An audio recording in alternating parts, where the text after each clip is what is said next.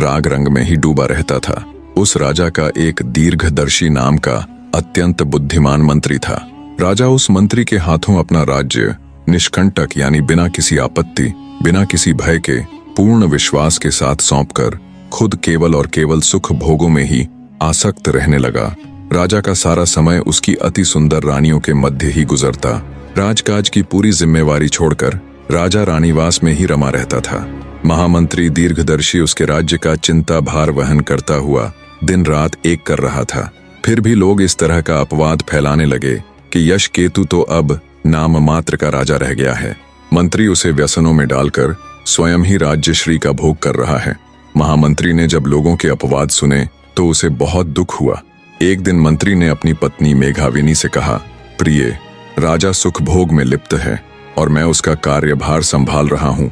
फिर भी लोग ऐसा अपवाद फैला रहे हैं कि मैं उसका राज्य हड़प रहा हूँ। जनापवाद झूठा भी हो तो भी वह बड़ा हानिकारक होता है। जनापवाद के कारण ही भगवान श्री राम द्वारा सीता को त्यागना पड़ा था। अतः तुम ही मुझे सलाह दो कि ऐसी अवस्था में मुझे क्या करना चाहिए।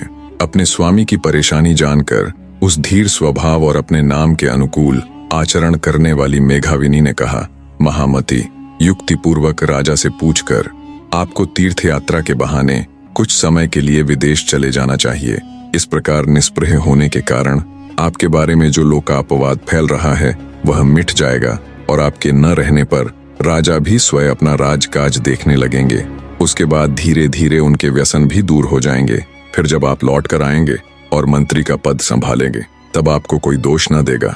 पत्नी के ऐसा कहने पर मंत्री बोला, तुमने ठीक कहा प्रिय, मैं बिल्कुल ऐसा ही करूंगा। मंत्री राजा के पास गया और बातों ही बातों में उसने राजा से कहा, राजन, आप मुझे कुछ दिनों के लिए छुट्टी दे दें जिससे मैं तीर्थ यात्रा पर जा सकूं, क्योंकि धर्म में मेरी बहुत आस्था है।